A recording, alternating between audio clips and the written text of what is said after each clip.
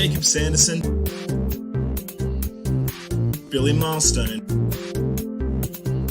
and your host Thomas Tipple. Dynasty Podcast. This is the Full Tilt. Full Tilt. Full Tilt. Full Tilt. Full Tilt.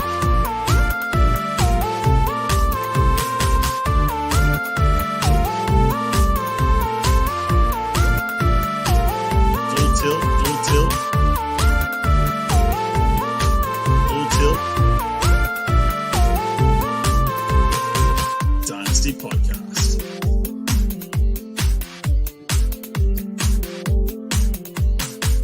Jakob Sanderson, Billy Milestone, and your host Thomas Tipple. This is the Full Tilt Dynasty Podcast.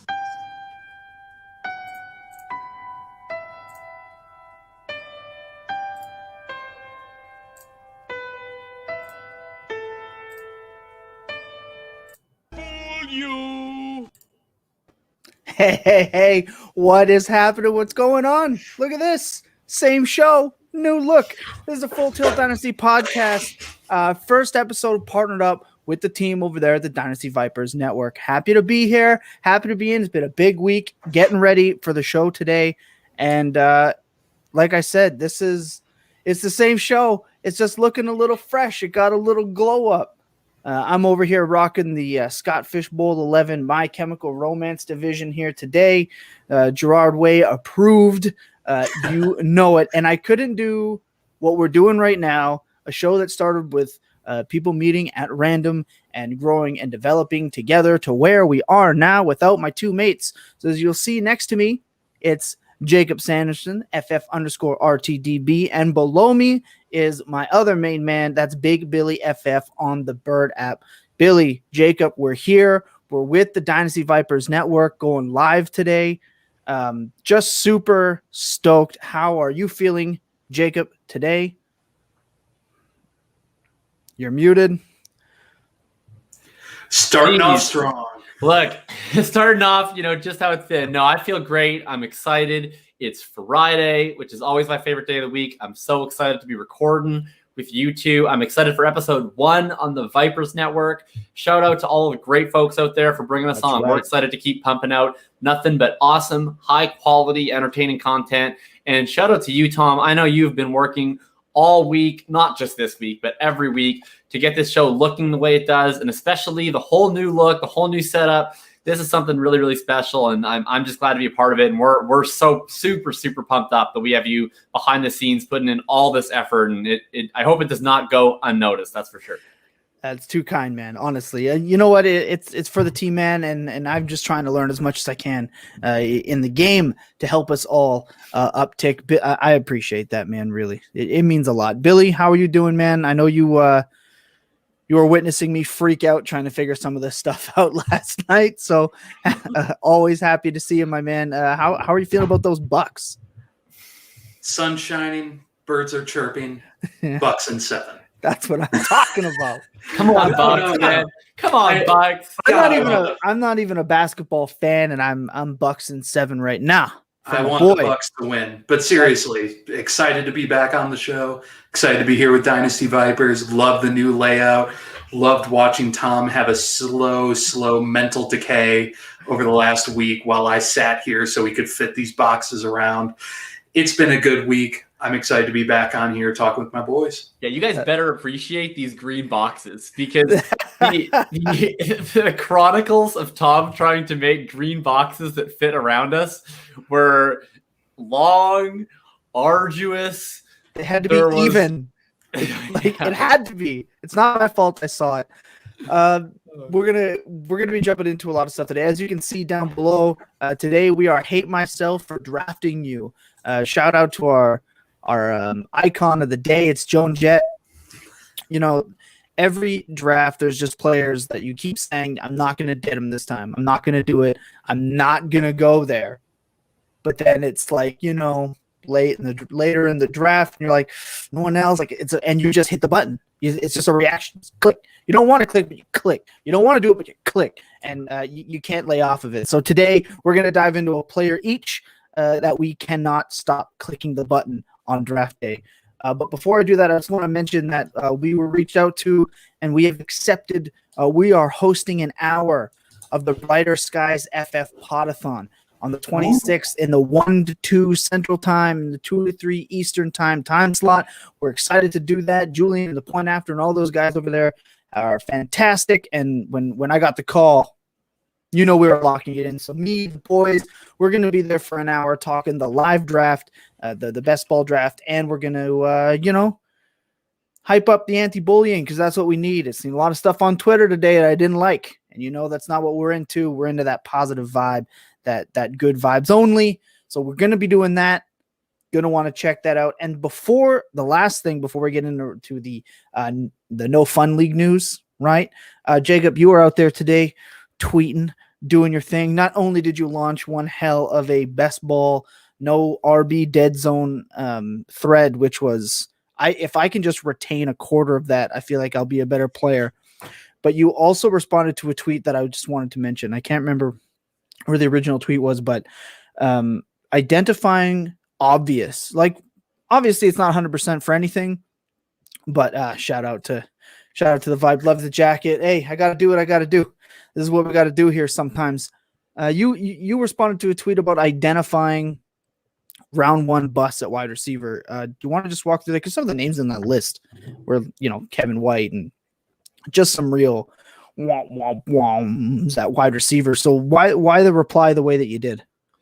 Yeah, I mean, it was a quote by another great Jacob in the fantasy space. Jacob Brick wrote at Clutch Fantasy on Twitter, and you probably know him as the guy with the polar bear on the ice cap. If you're on Twitter, that's the best way of doing it. No, he just sent out a tweet that had the list. Wide receivers 2015 through 2018 that never had that top 24 PPR season, or at least have not yet. Right. I think for 1 or 2, there's still some hope. But Kevin White, Rashad Perriman, Dorial Green-Beckham, Laquan Treadwell, who just signed with the Jaguars, Corey Coleman, Sterling Shepard, Will Fuller, a.k.a. Billy Needles, Corey Davis, Billy's favorite player, Mike Williams, John Ross, and Christian Kirk.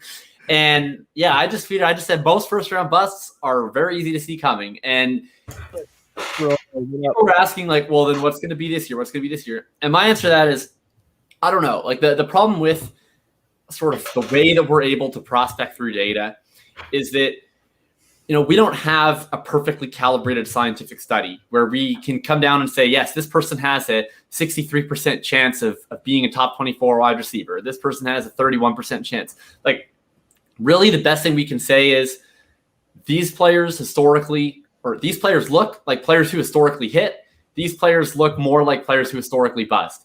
And we have to acknowledge that, maybe the things that matter change or players beat the odds because there's outliers all the time.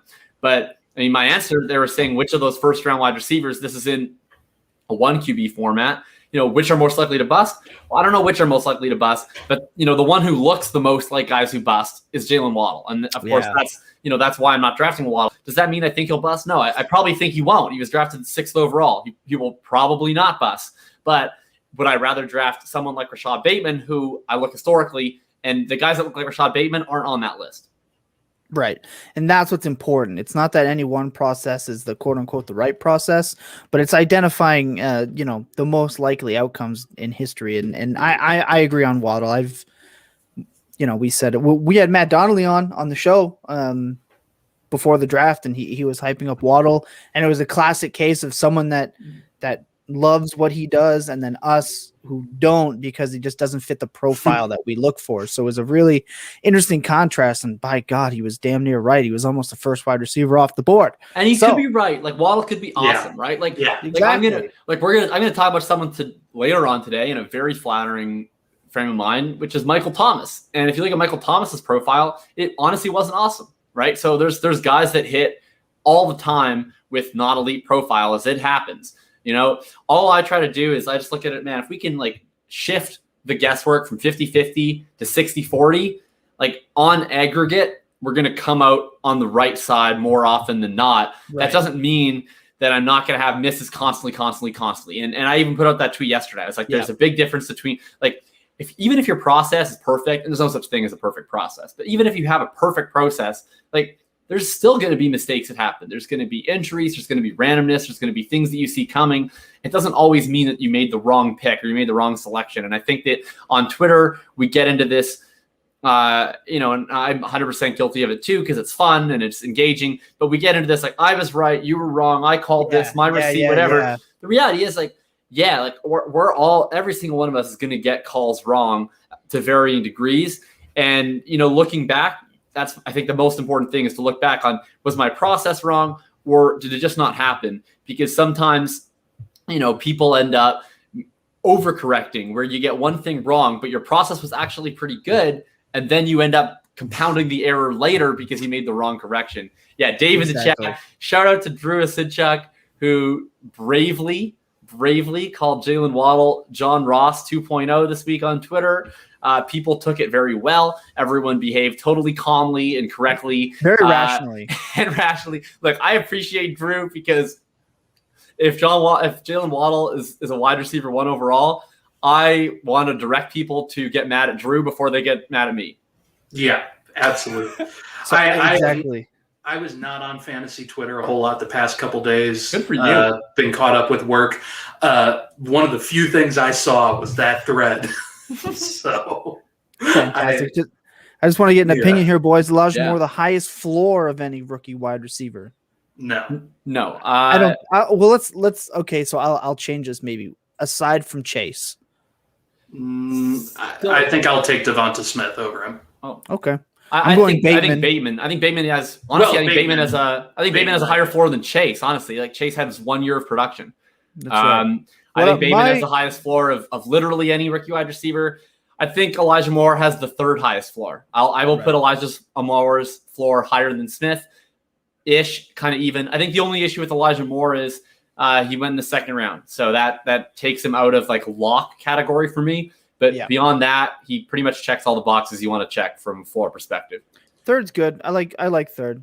Shout out to drop the mic in the 11 spot group for the Scott Fishbowl. Loving that one there. So let's get to the hot news. We're not going to drill this into the ground. We broadcast on Fridays, so we know a lot of this has been covered. Hot news is Laquan Treadwell signing, right? Yeah. Well, I mean, hey, R.I.P. to Colin Johnson. Am I right? Chase. So news and notes. We're gonna go Cam's bum ass throws to Javonte RB1 in Denver, Dalton the real QB1 in Chicago, Cortland Sutton not starting on the pup. That's the most important news to me. And that Burrow loves tea, because obviously he loves his teammates. Duh. I always thought Burrow was more of a coffee guy. Yeah, exactly. Went 2nd round, but pick 34. Coach is already raving. He can play a slot and outside. I agree. I like Elijah Moore. Yeah, I love Elijah Moore.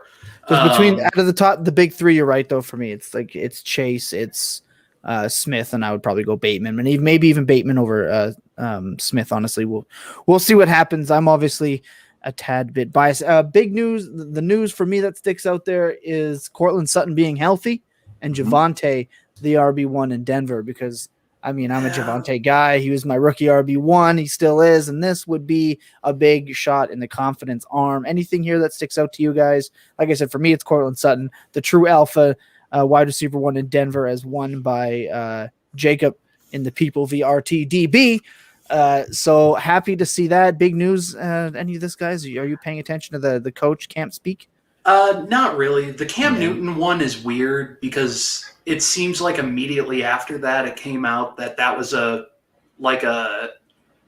drill where they were supposed to be throwing the ball high. That was a really weird thing. So I don't know how much I buy into that. Have you ever been at the beach with your buddies and you're like, "Can you throw me a diver?" Yeah, so you're in the water. And no, I want to dive for it. So you're trying to throw it like a little off. That's what they're doing. That's why if you look at Mac Jones's throws, he was barely even throwing the ball. He was just kind of floating it. I can see how people are confused because that's also his normal throw velocity. But it's a weird thing. They weren't trying to throw the passes accurately. They're trying to throw it 1 to 2 feet above the wide receiver's head to make them to practice jump ball receiving. That it made the rounds. Okay, here's the one thing. Cam Newton, not very good at throwing touch passes, but like we already knew that. So Yeah. not Adjust your rankings. Adjust the rankings. You- McCorkle by week 3. Yeah, not necessary. Let's pump the brakes again. Billy, are there anything there that really sticks out to you before we move on here quick? Yeah, the other one I wanted to jump on just because it seemed like a really weird news piece that caught traction over other things was the Javonte Williams being the RB1. That was just like correct me if I'm wrong, that was just a beat reporter in Denver who like came out and was like, Javonte Williams is going to be starting week 1. Like I didn't see anything from coaches, from anyone in the administration saying organization. Sorry, I'm too caught up in college. Put your football hat on here, Billy. Not the college hang hat. on. The Green Bay one is over there. Right. Did the Secretary of Offense make a comment on this? It was just a very weird, like, I don't. As you should, Mike. I don't know how that was the one thing that was written by a beat reporter that got a sleeper notification. Yeah. Sleeper's in it for the clicks, but I read the full article, and basically it was just conjecture. The whole feeling was basically they said that it was because Melvin Gordon didn't show up at OTAs, and they felt like he would have showed up if the team wanted him to, and the team would have only wanted him to if he was the RB1. Like I don't know. It felt a little bit like 3-dimensional chess to me. I don't. Yeah. It didn't. I don't know. It doesn't fully land for me. I don't know. I think Javonte Williams is eventually going to take over this role, but we're working in matters of degree. Like the only report that would mean a ton to me coming out of Denver would be if someone thinks that Melvin Gordon's going to get cut. That would be a significant adjustment to the ranks and a potential real possibility. Yeah, I still think that's like between a 10 and 20% chance of actually happening. And if that happened, then that's actually quite seismic. Otherwise, we're really just talking matters of degree. Like, especially when it comes to the starting. There you go, Dave. They're getting it. Let's go. The starting means less to me than if someone says that Javonte is going to get third down snaps or Javonte is going to be the featured goal line runner. Like if Javonte gets 55% of the early down work or 45% of the early down work, that really doesn't matter to me. At the end of the day, for Javonte to be worthy of consideration as an RB1 possibility in year 1, and he can be this later, but in terms of for this year, he's going to need pass work or goal line work. If Melvin Gordon is still going to be the favorite for pass work and goal line work, then Javonte is just an RB2 for this year, and you're waiting for liftoff in 2022. Yeah. I think you could take that, but that would be the stuff that I'd be watching out for. It was the same thing. I saw a beat reporter quote got picked up about James Robinson where they had him projected as the RB1. Even in that piece, he said, I think Travis Etienne could get more touches and have a larger impact on the offense because he's going to be featured within the red zone. He's going to be featured out of the pass game, but James Robinson might be get more snaps on early downs. We don't care about who gets more snaps on early downs as much as we care about goal line work and pass game work, as long as they're still good, because most teams are going to have some sort of mix on early downs other than maybe 5 or 6 teams. And exactly the percentage of that is something that I think we spend too much time trying to figure out for not a whole lot of gain. Right. Because it's what is it? It's like the 2-minute drill. It's like the carries plus the 2-minute drill, like targets are worth more than early down carries anyway. So at the end of the day, like again, pass catching is what matters. So that's going to be the news. And we're going to get into, we haven't beat Billy yet. It's really frustrating, actually. He's come out with 2 great questions and he's whooped our ass in both of them. And since we're not here to fuck spiders here, boys, we're going to get right into Billy's stat corner right away here.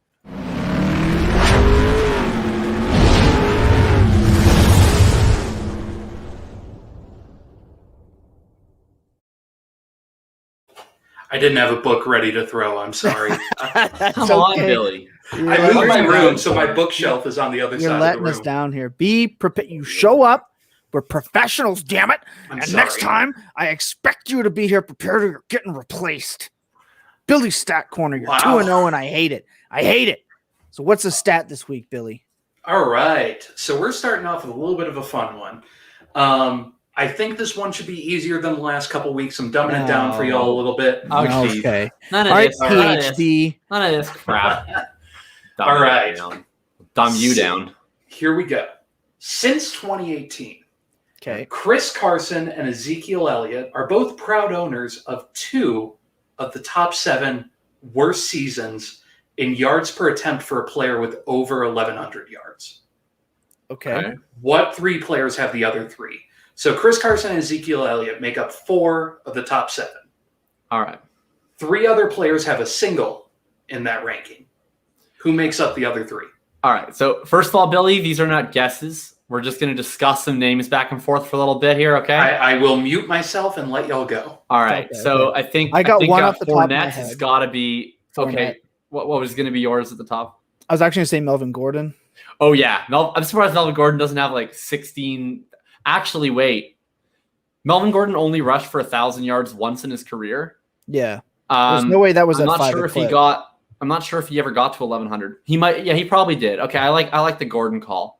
Let's make this one of our official guesses. 2008, since 2008. Oh, hold on. Since 2018. Since 2018. Yeah, but in 2018, I think that was his best year. Yeah, I agree. So Gordon, Fournette. Well, let's lock in Gordon. We got 3 strikes, right, Billy? Yep, I'll give you. All right, so let's start with Gordon. We're gonna go Gordon. All right. Do you want me to clarify now? Yeah. Gordon is not one of them. Fuck. Not one of them. Okay. Okay. Well, Fournette's 2019 feels like a lock to me. Yeah.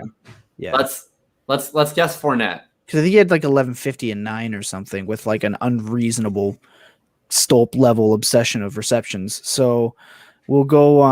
Please be Fournette. We'll go Fournette as number 2. Leonard Fournette has the second worst season Okay, there with we a go. 4.3 yards per attempt. So Okay, 2 so more we need players. 2 more. We have 2 more on 2 strikes. strikes. 2 more players. Think this through here. Since 2018, 1,100 yards. Well, let's see who had Did Bell get to? Bell didn't get to 1,100. No. in 2019, did he? He was atrocious. He hasn't even come close. I think Le'Veon sat in 2018. Yeah. I'm trying to think. Since 2018. Sony Michel never would have gotten that high, did he? He never got 1,100 yards. Okay. No. He's hit like 900 every season except for last year. All right. I think Connor was actually kind of efficient-ish in 2018, so I don't think him. But you know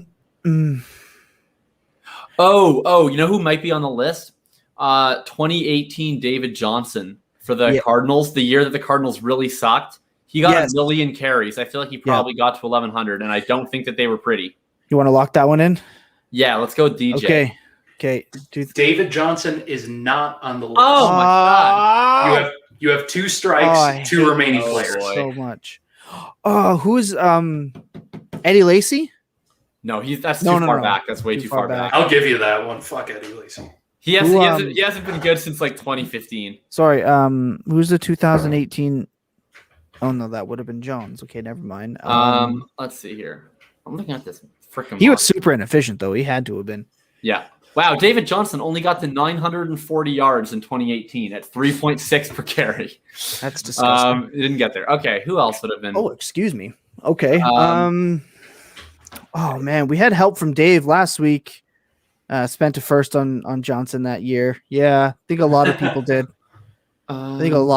did. Sorry to hear that, Ryan. Sorry to bring that back up for you, buddy. Okay, we got to be quick here. We got 2 strikes, 1 more since 2018, 1,100 yards. Did Gurley get to 1,100 yards in 2019? I don't think he was inefficient though. Yeah, he was. Gurley's He was in 2019, like his first year, like not last year, the year prior. He was under 4 yards a carry for sure. He would have hit 1,100 yards. He played. I'm not 100% sure. He only played 14 games, so he might not have gotten there. Oh man, I feel like that's a tough one. Okay, let's keep that in mind. Keep that in mind. Can I think of anyone else? We got another 40 seconds to figure this answer out. Oh gosh. This sucks. We're gonna be 0-3. Yeah, I can feel it coming that way. I'm trying to think of Devontae Freeman that got that far. No, I don't think so. My shit-eating grin is just developing. No Coleman. Who else really sucked, but was not super? Oh, that's really hard, man. Since 2018, there's some really obscure 1,000-yard running backs. Yeah, there's one player who I thought y'all would have guessed, but he isn't in the top. Oh, sorry. Him anyways, if he's not even there. Like, oh man, maybe Gurley. I feel an L coming. Thanks, Dave. These Yeah, are hard, I feel an L coming too, Dave. Sure. Well, let's just Should we lock in Gurley? Let's just Gurley's wrong, but let's just say it. Okay, let's lock in Gurley. He does feel gross. Todd Gurley did not make 1,100 yards in 2019. He did make it in 2018. In that case, he was the 8th worst on this list. So he does not count. All right, who are we missing, Billy? The worst. He goes to 3-0. The worst was 2019 Joe Mixon. Oh, of course. Oh, how do we not get Mixon? And the 5th worst, so it's Mixon, Fournette, Carson, Elliott.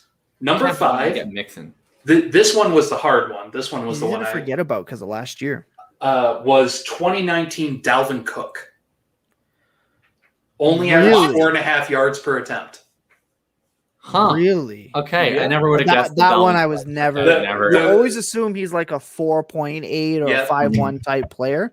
The red herring, I was sure y'all were going to guess Josh Jacobs.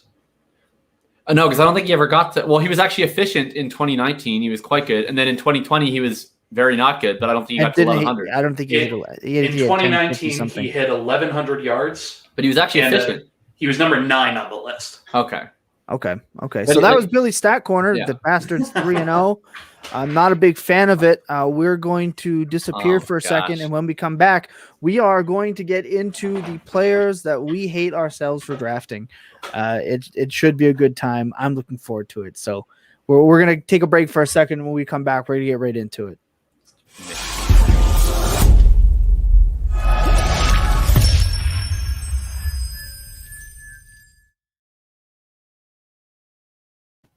So as I mentioned,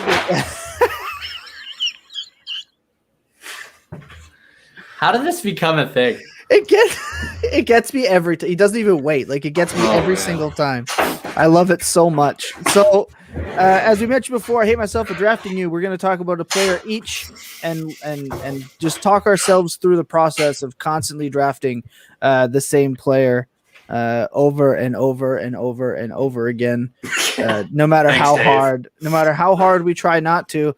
And I kind of want to I'm sorry, I missed their P2. Love it, man. Appreciate you, dude. That fit though. That's what's up. Hey. Fournette and or Juju. Aaron Jones. Aaron Jones. Imagine putting Aaron Jones on the list of inefficient rushers. That's terrible. No. Oh. That's a trade question for sure. Fournette and Juju for Aaron Jones. Aaron Jones. Yeah. 7th and 8th for his 3rd. Oh, no. Bengals RBs. I took Jeremy Hill in round 1. Oh, man. Jeremy Hill has the lowest recorded burst score of all of the running backs that I've charted from 2010 to 2020, drafted in the first 3 rounds. That's my fun fact on Jeremy Hill. Just to make Tom happy, I was going to say this earlier. The most efficient runner with 1,100 yards was Lamar Jackson. Fucking right it was.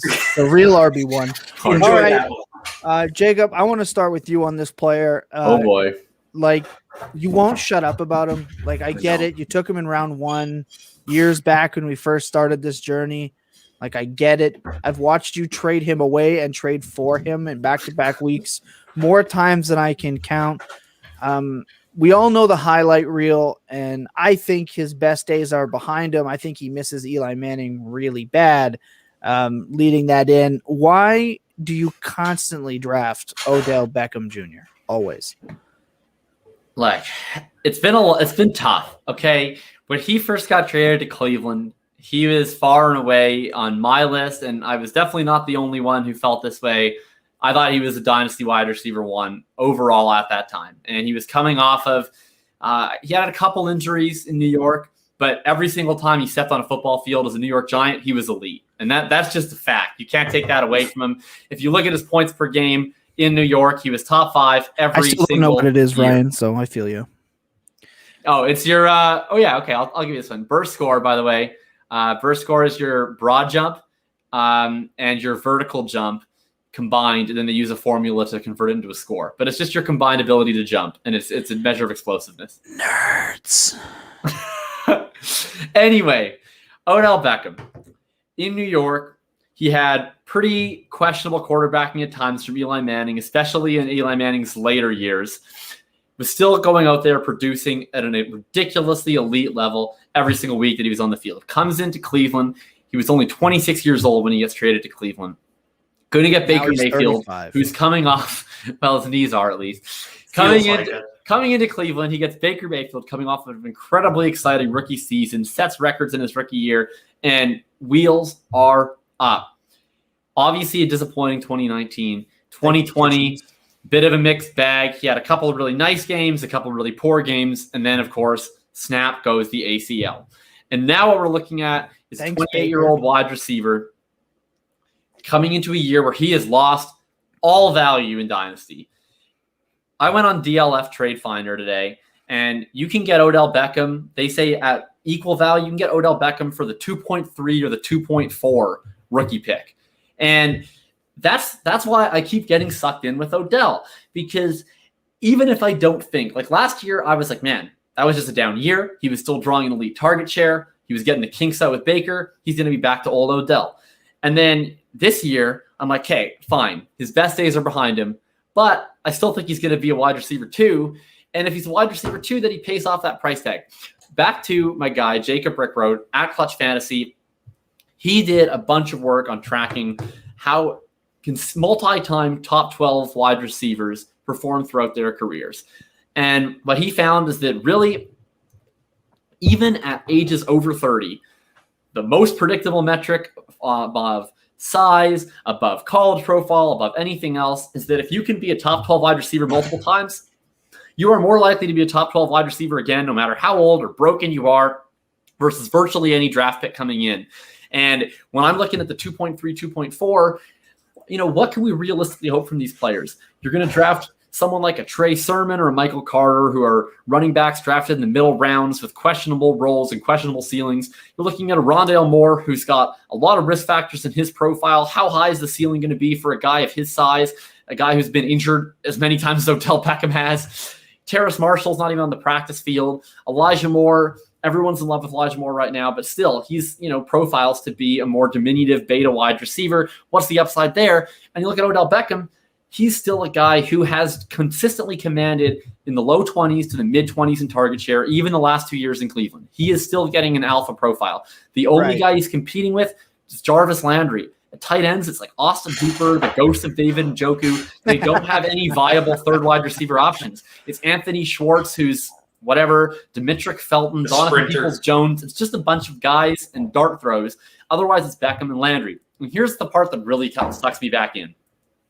Early season last year when Odell was healthy, Baker was not playing very particularly well. But in the back half of the season, especially post that big line of monsoon games, Baker started turning it up. He became one of the 10 most efficient quarterbacks in the NFL easily. And even better yet, everyone pictures the Browns as this run-heavy organization, but a weird coincidence happened. As Baker started playing better, as the defense started playing better, they started passing more on early downs. They were a top 10 team over the last month and a half of the season in pass rate over expectation and neutral game scripts. People just didn't realize because they were winning every game. So in the second half, they got to just hand the ball off to Nick Chubb. I think that there's an outside chance that this team leans on Baker more than people think, that they pass the ball more than people think, and Odell Beckham's still going to be there getting a 23 to 25% target share. And if that happens, he's guaranteed to be a high-end wide receiver 2 at worst. You can take him in round 6 of your best ball drafts. You can take him sometimes in round 10 or 11 in your dynasty drafts, and I will happily give an early to mid-round second for Odell Beckham Jr. And that upside, because it is hard to find a difference maker at wide receiver, and we know that it's at least possible that Odell Beckham is still somewhat of that difference maker at wide receiver. Odell, I promise this is the last year that I'm going all in on you, but for one more year, as much as I hate myself, I will not stop drafting you. And it's one of those things, good job, right? Dynasty Vipers. Yeah, 100%. It's dumped on too much. Come on, everybody's into something. I scooped OBJ in the 15th. I've seen him go as late as the 11th. Myself personally, and you're right, I keep getting him, at the 8-9. I traded up. Like, it's just one of those things. We talked about that previously. So I agree. right? The Dallas game brings you a lot of hope. Like, just keep that game thinking brought about some it. hope. That game, I Took some see it. reverses. But Oh yeah, thank Him you, running Dallas. down that sideline. Thank you, Yeah, the Dallas 100%. linebacking core for just taking the worst angles ever, allowing Odell to just horrible- dog past them. horrible play. So for I'm gonna hop on next. We might lose all our viewers and listeners at this point, but look, I understand quarterback value in Superflex is a big deal, and I understand that it's easy to shit on certain players, Odell being one of them. But there's one player that I just keep seeing the slander, and I didn't mean to become a truther. I didn't mean to. But let me tell you, Ryan Tannehill gave me some hope. And from one shit joke to another, there's a former Adam Gase player, and he's free. He's been set free, and I cannot stop myself from drafting you, Sam Darnold. And I swear to God, if you let me down worse than my dad did when he left, I am going to feel horrific. But the tweets are out there. I believe in them, and here's why. I'm not going to get into the big stats of it, but A, big time, free of Gase. 2, really good coaching staff, great coaching staff. Obviously the best weapons he's ever had. Marshall, my boy Moore, and Anderson. And let me tell you, Anderson and Moore were really good last year. They just didn't score touchdowns. You want to know why? Teddy, too scared himself, just couldn't throw a touchdown. Missing Moore wide open and almost costing him the season, which I will never let him forget, and I'll never let him down for, because it almost cost me the playoffs. But look, his value, it's too good right now in Superflex drafts. Between the 6th and 8th round, you can get Darnold. Definitely, you know what? Coming back, Mike knows what's up. I must add, I just traded OBJ and Evans for Gibson. Hey, there you go. You know what? Good deal. Yep. Do that too. Yeah, good one. That's a good one right there. But look, for Darnold, okay, he's got good weapons. And if Teddy Bridgewater just throws, I don't know, more touchdowns than a varsity high school quarterback in a season, and for his job, the wide receivers look a lot better there, and so does Teddy. And I really think at worst, Sam Darnold can be Teddy Bridgewater in that offense, right? It's such an easy offense for a quarterback with at least above average skills, which I still believe Darnold has. It just, after a couple of years of dealing with Gase, I would blame him for just having the worst traits and habits possible, right? It's just been proven. Everyone that escapes Gase usually has a breakout year the next year, right? We've seen it with Parker and Tannehill and everyone. So I'm in on Darnold at his price, and I want to make that. I know it's an easy comp out, whatever. At least I'm not saying I prefer him in best ball, but I like him at his current price. That 7th, 8th in a super flex draft where you see a ton of quarterbacks go early. You can wait on your second one and take a shot. That's exactly I would see goes if I had to deal with Gase every day too. Gase is probably still hunting the poor guys. Exactly. 100%. Ryan, I agree with Ryan here. And look, it's easy to make fun of Sam Darnold for that seeing ghost things on primetime, but he also torched a Dallas defense that's not as bad as it is today.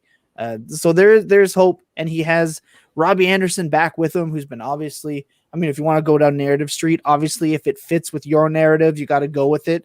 And Robbie Anderson saying in the NFL. Yeah, exactly. I love Robbie Anderson. Yeah, so he's talking up Darnold and how he just feels different and he hasn't seen that. Like, little stuff like that doesn't matter, but if you want to find the hope, it does matter. So for me, I'm trying to find the hope. I just really hope he doesn't let me down, but I don't think he will. At worst, you're going to see a QB 25, 21 performance, a good QB 2 you're getting later in Superflex drafts, and you can get him I traded him straight up for Jalen Reagor. Like, there are deals out there. Yeah, exactly. He's never had a real run game. There's a lot of stuff. And for time, I'm just not going to go there, but he hasn't had a lot of things to work with to go in his favor to help him. And I think that Carolina is his chance. I mean, they traded decent capital for him. They picked up his 5th year. I really think that they passed up on a hell of a quarterback that went to Chicago, and which we all think, Carolina should have drafted. But hey, that's how it is. I like Darnold, and it makes me sad, but and I like punishment sometimes. I mean, emo, right? So we like punishment. Odell likes being crapped on, and Tom likes punishment, I guess. Exactly. So hey, I do hate myself for drafting you, Sam, but don't let me down. If it's not this year, he's done. I agree. I think that's pretty much something that you could just say about anyone we bring up in this segment. It's like, if it doesn't happen this year, look, people might ask too, like, what do I got, like, projection wise? I get 3,700 yards with 23 touchdowns and 12 interceptions is what I have for Donald right now. And I would take that as a sign of hope, honestly, because with McCaffrey coming back, they're going to lean on him a bit, right? And they drafted Chuba, right? So 3,700 yards, 22 to 24 touchdowns and 12 interceptions. I'm taking that as a win for where you're getting him in drafts. So there's one more player. We did say 3. And Billy, I need you to explain to me why you can't stop drafting Patriots overpaid tight end Jonnu Smith in drafts right now. Yeah, this one really hurts me. There was a running joke last year in our Liga record that Ryan, I hope it's a lot to Marshall. Believe me. Trust me. That I owned the entire Titans team, like the entire Titans passing offense. It wasn't a joke. It was a reality. Well, it is reality. I had Davis. Tannehill, I had Jonnu, I had Corey Davis, I had A.J. Brown. And there was Humphreys? 1 week where no Humphreys, thank God. And there was 1 week where I started all of them, and I think I ended up winning. Either way, Jonnu Smith, unironically, is one of my favorite players in the NFL, and he's one of these players who I honestly can't quit. Like, Jonnu Smith annoys me because he fits this, like, he's the poster boy of this, like, market I like to corner whenever I play fantasy football, which is like these extremely athletic tight ends who are going to have opportunities in the red zone and should produce. That is everything. Like, you look at Jonnu Smith, he's top 3 in all of those categories. Mm-hmm. And last year, we can go and look at it. I mean, last year, he was top 5 in total touchdowns. He was very high in red zone targets. He was great in terms of efficiency. Looked great as a running back. That lost me a week.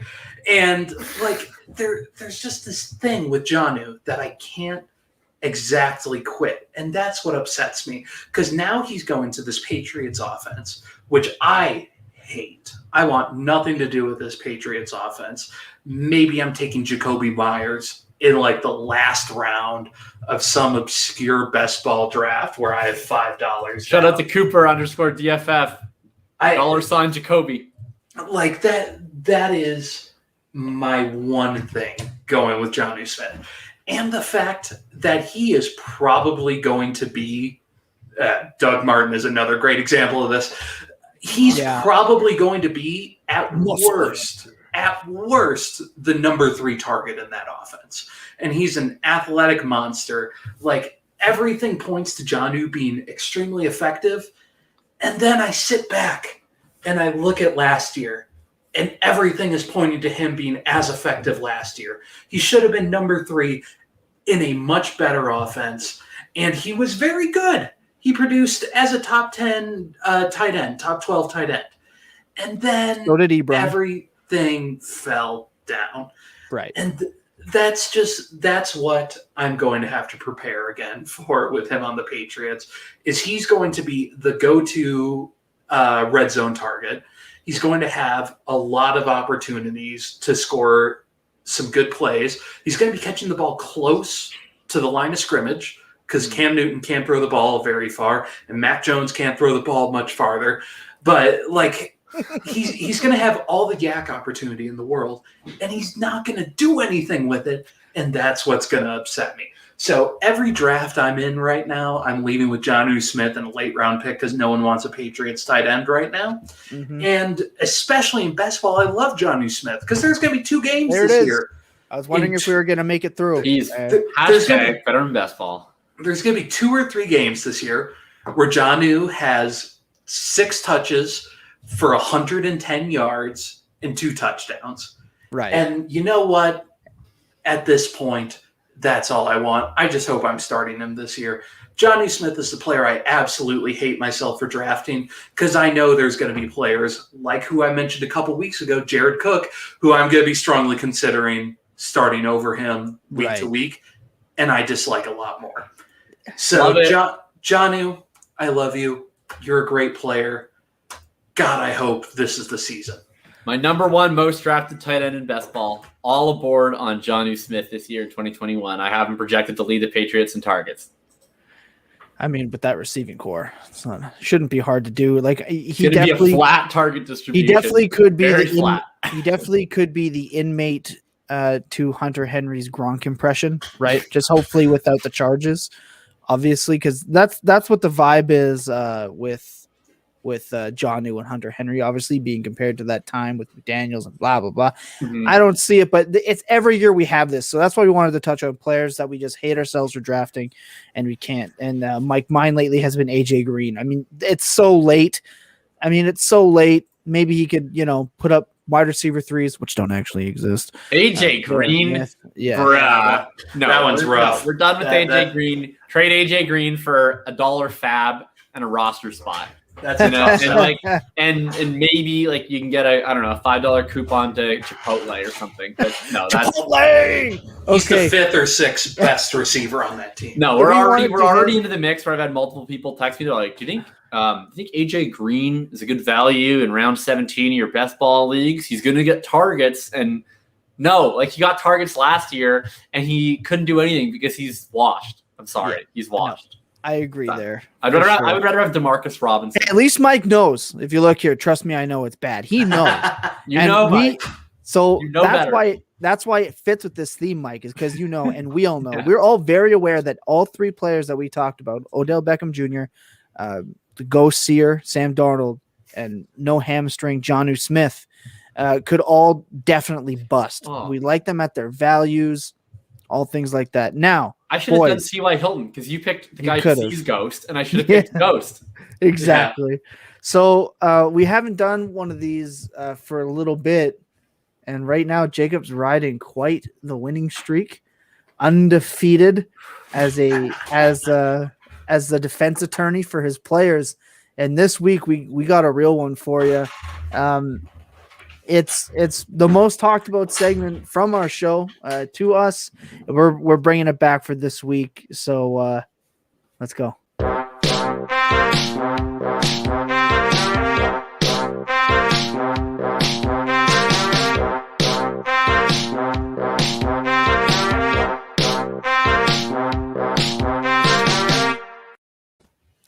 Oh man, Billy, take your hat off, Billy. I was hoping you saw the intro there. I'm gonna move myself down here and I'll explain why in a minute. You missed it, man, because you weren't looking. But it's the man without hats versus Jacob here today. It's a little inside league joke. I forgot I was wearing a hat. Billy blew it. Okay, this is how it goes down. This week we have the Paragon of Objectivity. Defending Michael Thomas over Calvin Ridley this season, which is a hot button argument. It's going to be a tough one for him to win. Billy will open with opening statements from the prosecution as to why this is egregious, and thus turning it over to Jacob to defend. Boys, are you ready? I'm ready. Court is now in session. I'm hanging out here with my number one, Judge Judas Scheinlin. So, Billy, hit us with those opening arguments, man. All right. So this is a very fun one for me because while I was diving into this topic and preparing bullet points against Jacob, I found some very funny comparisons, some things that we can just take a note of. So let's start off. Calvin Ridley, my boy, everyone's boy. Everyone on Twitter loves him right now because he just lost to Julio Jones. Yeah, everyone loves Calvin Ridley except for this man next to me. Now, Calvin Ridley last year played 7 games without Julio Jones. In those 7 games, he had almost 800 yards and 3 touchdowns. Reasonable numbers in 7 games. If we extrapolate that out to a 17-game pace, which is bad math, but worth noting since he's losing Julio right now, I think that's fair. That is a pace of 1,800 yards, 1,850 almost, so we'll bump it up, and 7 touchdowns. It's pretty good.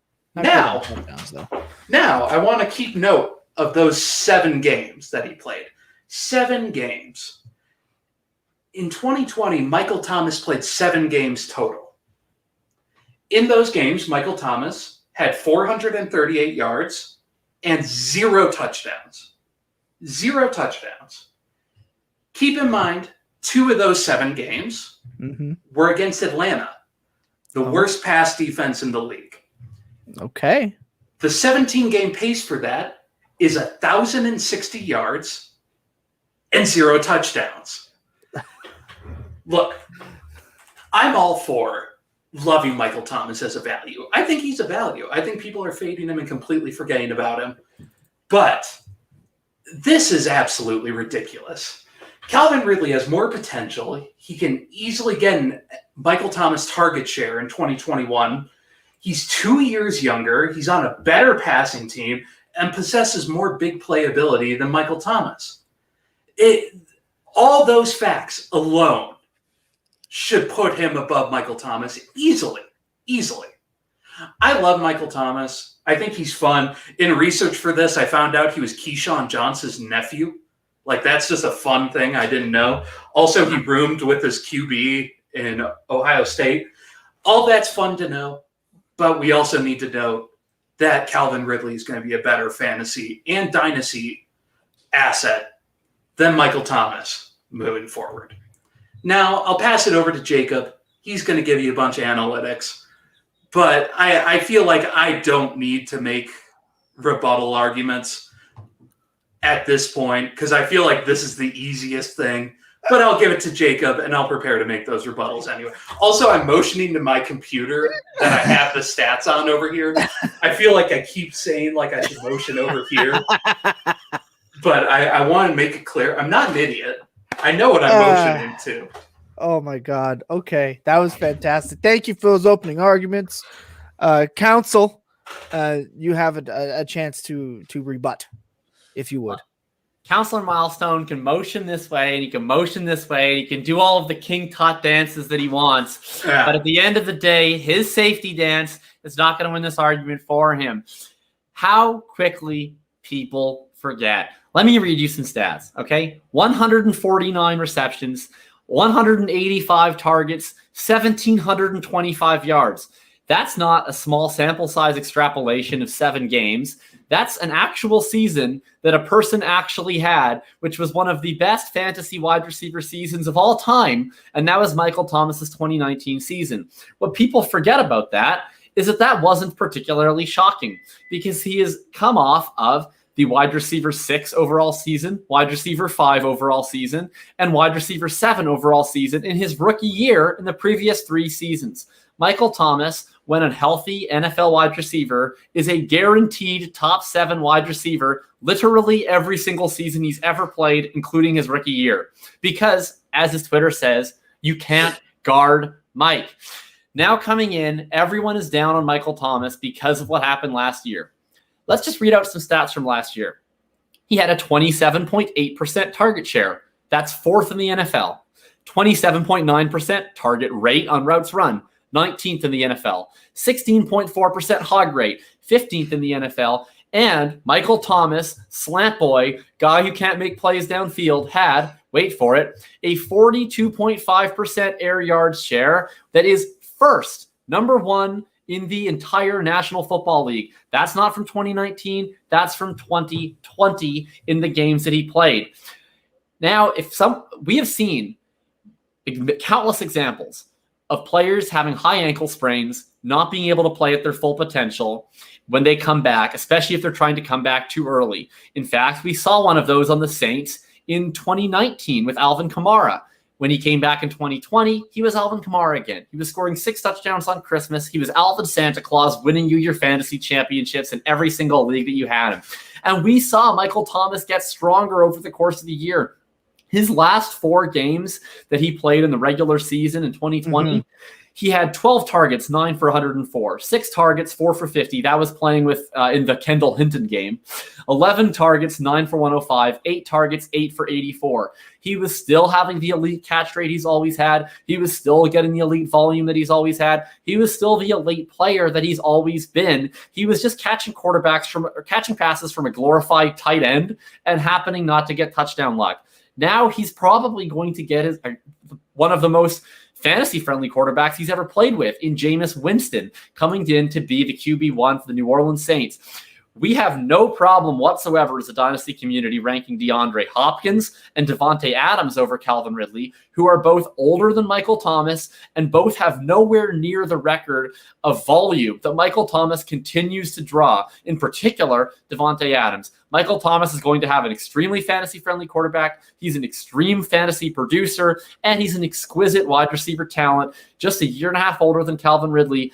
I will take that over the extrapolation of a limited sample of a wide receiver who has not proven yet that they are the dominant alpha that Michael Thomas is and has always been. I got to admit, Billy's argument was real strong, but fuck, Jacob's got away with words that oh man, Billy, you're going to have to bring it, man. Bring it. Round 2. Let's go. What do you got? Rebut. All right, so let's play. I'm glad I left some of these things I have on my stat sheet up. I love how into it Billy is this time. I was gonna use them all in the first round, but I figure I know Jacob. Jacob's smarter than I am. I'll let him go. I'll let him make all his crazy claims. So let's investigate what Jameis Winston was able to do as a QB, which you and I both agree, you sitting next to me over here will agree, Jameis Winston is the best option for Michael Thomas. Taysom Hill is terrifying. Taysom Hill threw the ball, whatever. That's what Taysom Hill did. But Jameis Winston is the best option. Jameis Winston had the I didn't have it pulled up, had a very deep depth of target going on in 2019 when he was extremely fantasy viable. Let's look at what Michael Thomas ranked as in his average depth of target in the last 2 years. He ranked at number 89 in 2019, his amazing year, and ranked as number 66 in 2020. Now, you just read off a lot of very interesting stuff, very fun stats that we can all say he did very well. He was extremely efficient in 2020 with the targets he got. He ranked very high in terms of target share. He ranked very high. All that's totally fine. He was still on pace for just over 1,000 yards. He's either going to get a running back at QB, or he's going to get a dude who can't throw down or who only throws down the field and makes his money down the field. Calvin Ridley, who is now in a much better situation than he was in last year, was number 1 in air yards, number 3 in air yard share, number 1 in deep targets, 2 in red zone targets, 6 in hog rate, number 1 in completed air yards, number 1 in uncompleted air yards, number 7 in yards per route run, number 5 in cushion, number 4 in dominator rating, and number 7 in ERA. That's what he did. Calvin Ridley is an absolute monster. And I don't see a way that we can take a 2 years younger player who produced like that and did that in an offense that is now removing a Hall of Fame wide receiver and put him over a player who is now getting, at best, a blind QB and at worst, a running back at QB. And we can give Taysom Hill all the credit we want. We can put that on Taysom Hill. Taysom Hill's 2 games where he was semi-good as a passer were those 2 games against Atlanta that I had mentioned.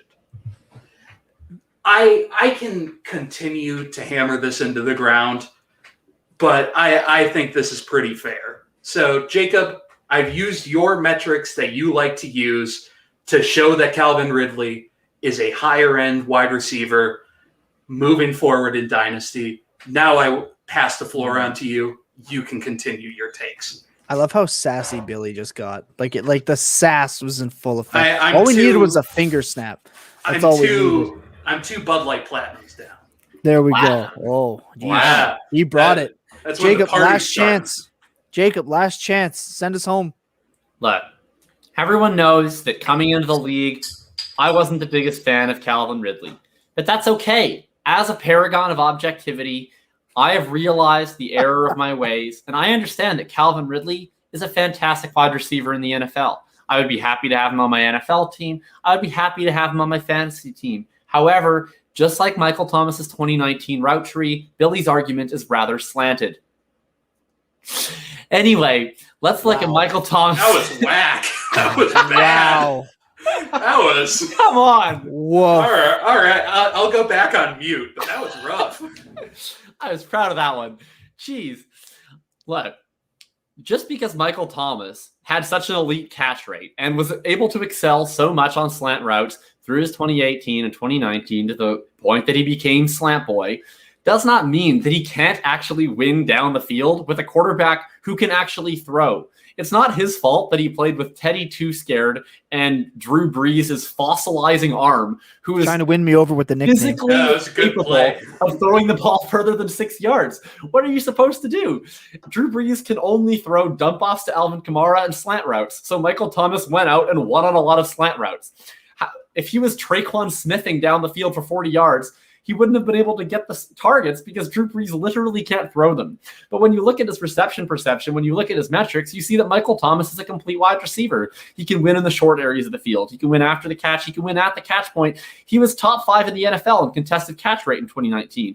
You're telling me that with Jameis Winston, Michael Thomas can't run down the field and run a post route and win on a post route? That's a bunch of malarkey. He's one of the best route runners in the league. He's got some of the best hands in the league. It only expands his potential ceiling if he's able to expand his route tree. He was able to win getting bracketed by corners as the only viable wide receiver when people knew he couldn't run routes longer than 15 yards because the quarterback wasn't able to throw them. If he has more opportunities to win, he's only going to be able to win in more ways.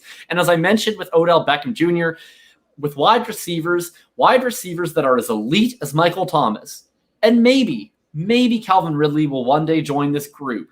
But wide receivers that are as vaunted He's already there. He's done it for one season. Wide receivers that have given multiple 3 times, in Michael Thomas's case, 4 times the top 12 wide receiver can perform at an elite level well into their 30s. We've seen this with Julio Jones. We've seen this with Antonio Brown, with Calvin Johnson. These guys stay elite for a long time. And Michael Thomas is in that vaunted tier. This is a Hall of Fame level wide receiver that's entering his age 28 season. You are virtually guaranteed that you're going to have 4 or 5 more years of Michael Thomas where he'll have opportunities to put up top 12 seasons, even top 5 seasons. And while I expect Calvin Ridley to be great, we already know Michael Thomas is great. And for a year and a half of age difference, for a guy who's still going to be able to provide that elite ceiling that we've already seen demonstrated for another 3, 4, 5 years, I would rather ride with Michael Thomas and chase upside elsewhere than go with Calvin Ridley, who has more uncertainty and hasn't proven that he's the elite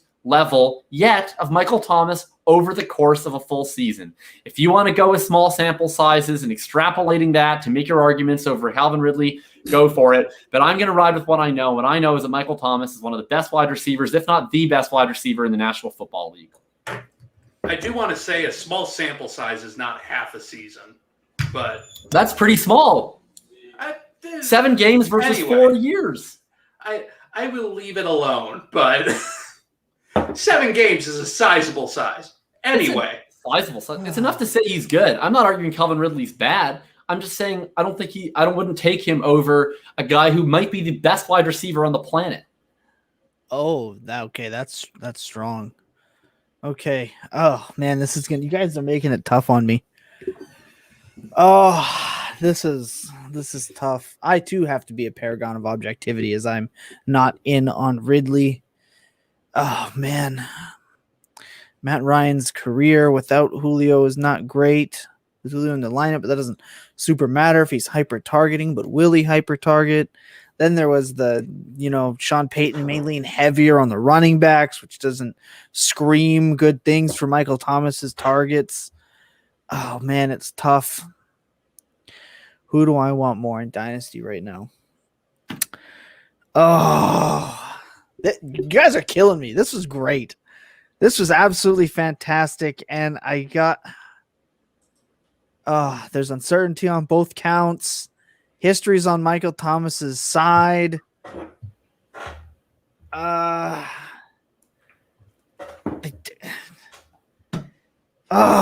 This is really hard, but come on, Tom. We're already past the hour mark. I got to side with Michael Thomas. What the fuck? No way. Yeah.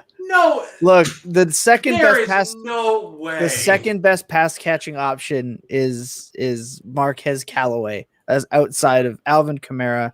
There's no way Michael Thomas doesn't get a 28% target share, it looks like, in New Orleans.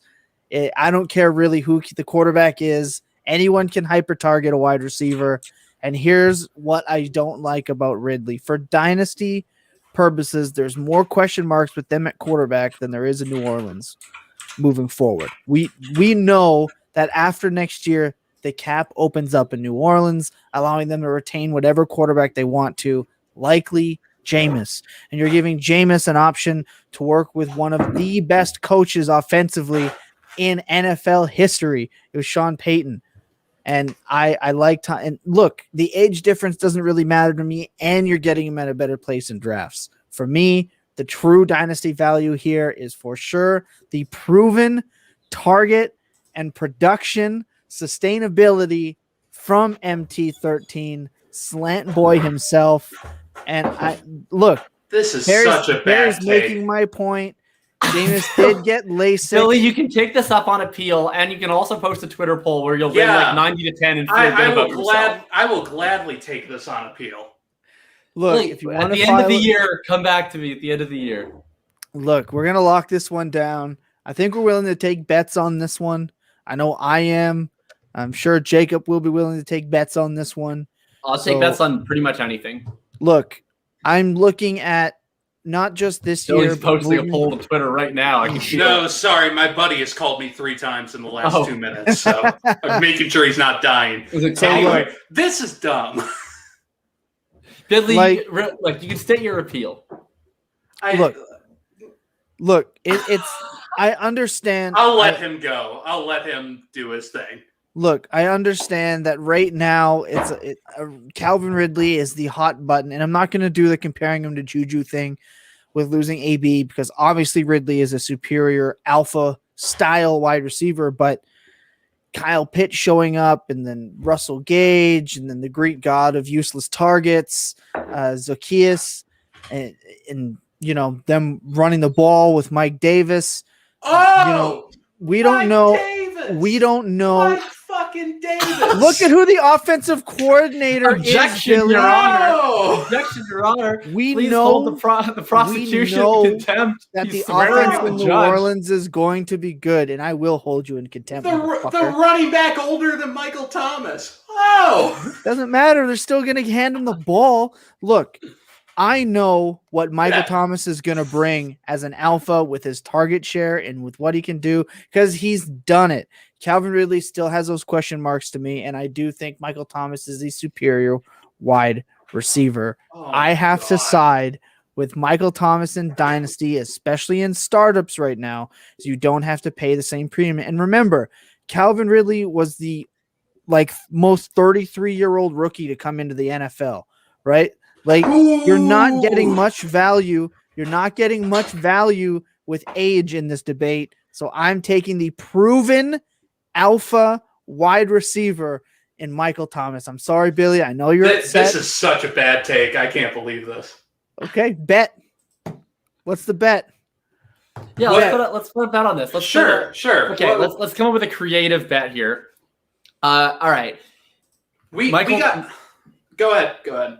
So let's just do this. I mean, we're not going to be able to do a payoff on a dynasty bet, but are you content to bet this year? Yep. Yeah, I'll gladly bet this year. 100%. Okay, so Michael Thomas versus Calvin Ridley. We'll do PPR. Do you want to do points per game or do you want to do overall? Let's do overall. No. We'll do overall. We'll do the whole thing. Okay, I think that favors me, but okay. I bet you do. I don't care which one. Which one do you want, Billy? Overall or points per game? Give me overall. That works. Overall, Michael Thomas versus Calvin Ridley, 2021. We'll say minimum, I don't know, 12 games or something. Just whatever. Sure. Someone tears an ACL week That's one. fine. Right. Okay. What are our stakes? Let's make it something rather embarrassing. Okay. How about this? We bet drinks for our next draft show going in 2021 or 2022, I guess. Yeah, but someone should have to it should be you have to drink something gross. Yeah, how about this? Okay, the winner gets to pick what the other person drinks for the entirety of next year's draft show. Yep. Okay. Deal. Bet. So there it is. So the people via RTDB have spoken. The paragons of objectivity have favored in this matter Michael Thomas over Calvin Ridley. If you want to file an appeal, this is how you can do it. And listen up, because I have a feeling this is going to be the one. This might get more blowback than Pitts over Kelsey as the tight end one. Look, all you have to do is send us 4 sentences. Make it a mini paragraph, if you would. Send it via DM or tag to myself, to the guys, or better yet, the Dynasty Tilt Twitter account, and we will air it on next week's episode. We'll take the best ones if we get too many, and Jacob will have the opportunity to address them. I know Billy's upset. He feels a little defeated. I think he picked one he thought he'd Don't worry, get the Bucks here. game will go better than this. That's right. Bucks in 7. We're still with you, and we're still homies. He's muted. So mad. Muted himself. That's how mad he is. That was the people via RTDB. We're going to come back. We're going to send this thing off the right way. Thanks, y'all.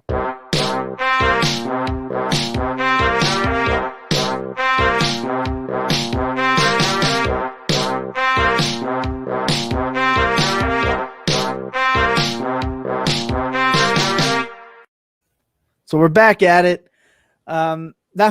That was really great. I really enjoyed that.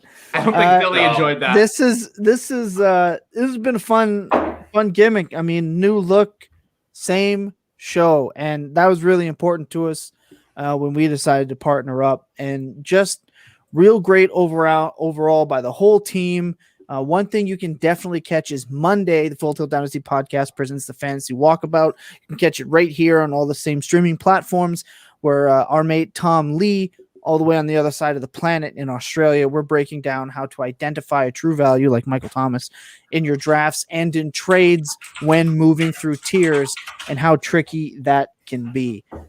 Gentlemen, I just want to get your final thoughts. I'm going to give Billy a second to calm down here. Jacob, hit me with your final thoughts and what you have going on currently, and we'll get going. Yeah, man, just you can find me on Twitter, FF_RTDB. You can find me on Fridays, of course, here. You can find me on Tuesdays hosting Dynasty Intervention with Shane is the Worst and Chase FF_Intervention. We have one of the Vipers' own, Terra Victoria, is joining us next Tuesday on Dynasty Intervention. Very excited for that. That's at It's Terra Time. And I will be debuting a new game that should be pretty fun to watch. So stay tuned for that one. I'm going to be working on a lot of graphic work over the weekend for that one. So get ready. Otherwise, you can find my writing up on playerprofiler.com. And I just want to say to Billy, look, you fought well. If you end up winning this on appeal, Labatt 50. Look, I like Labatt 50, man. I'm all right about Barry, let's with not Labatt get him 50. going now. I'm gonna make y'all drink some old Milwaukee. Why are you doing this to us, Here, Billy, Barry? look. We sided with Michael Thomas. Jeez. Anyway.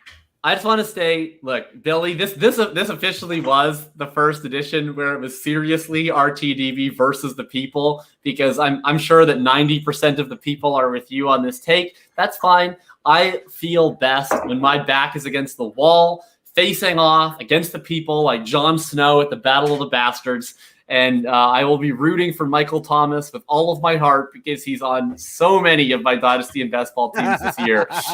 So now I just have added incentive to root for the GOAT, Michael Thomas. Can't guard Mike. Billy, hit us with the final thoughts, man. What you got going on? I am so upset solely because you can check me out on Twitter, Big Billy FF. I just dropped my rankings yesterday, and I purposely excluded Michael Thomas just because I thought someone would be like, where do you have Michael Thomas ranked? No one said it, but apparently I also accidentally excluded Keenan Allen. But you hate my two favorite wide receivers for 2021. Like every league, I'm like drafting Keenan Allen and Michael Thomas, and you just hate them. But someone caught Keenan Allen, and so Jason Winterling, appreciate you. He caught Keenan Allen, didn't catch anything when it came to Michael Thomas. And that, I think, is the pinnacle of hilarity here. You can check in, see me on Twitter. I post a bunch of jokes. That's my thing. It does. My projections should be going up on Dynasty Nerds here soon. I've been working with their projection model. That's where you can catch me. Come and check my rankings. Tell me why all my god tier players are all dumb. Definitely check out Billy's rankings. We put a love lot it, of work man. into those, and that was great to see. I'm going to go and retweet them right now for the people. So if any of you somehow follow me and don't follow Billy, first of all, change that and go follow Billy. And second of all, you can go to the top of my profile to see those ranks. I'm glad you liked my dumb you. So look, shout out to Cooper Adams, my guy who's out here supporting my Michael Thomas love, the only guy who likes Ayuk even more than I do, and now also defending my Michael Thomas takes. So as we always do when we sign out here, I just want to say, if you liked what you heard today, you gotta let us know. If you dislike what you heard today, you definitely gotta let us know. If there's a guest that you think that we should go in and pull, if there's a guest that we got to sit here and pull that you think we should go and put it out there, well, guess what? We're gonna put it out there. We're gonna try to wheel them in here. And the most important thing to us as a group, and what we feel is most like in the community, is general positivity. It's really easy to tear somebody down. It's really easy to subtweet and mock and take shots and jabs. But it takes a real special type of person to keep that positivity at 100. And that's what we care about. Even when Billy's upset here or Jacob's going off on what he thinks is a bad take, at the end of the day, we are positive, vibing people. And that is what we want in this community. So we are happy that Brighter Skies reached out to us to host 1 hour of their show on the 26th of June at the 1 and 2 Central time slot, 2 and 3 Eastern. We honestly can't be more excited than that. And we're definitely excited to be here on the Dynasty Vipers Network. We can't say that enough. It's been great. And I want to shout them out. You can catch my work, the Dynasty Vipers, through graphics. They were nice enough to bring me on and give me a chance to learn from two of the greats, two of the GOATs, and Bob Gilchrist and Steven Roto.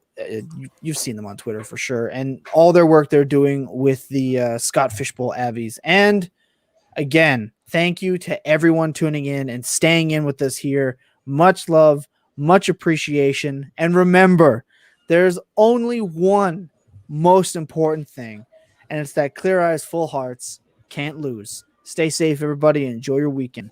Bow.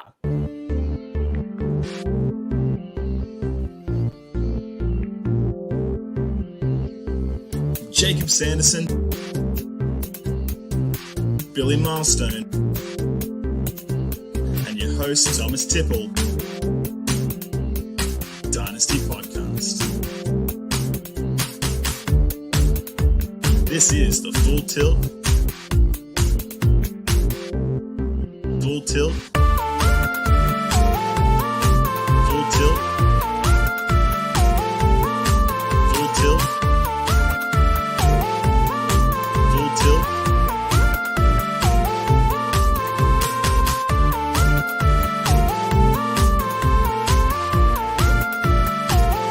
Full Tilt. Full Tilt.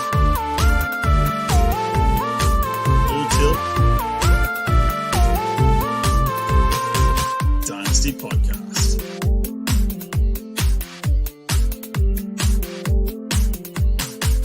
Jakob Sanderson, Billy Milestone, and your host, Thomas Tipple, this is the Full Tilt Dynasty Podcast.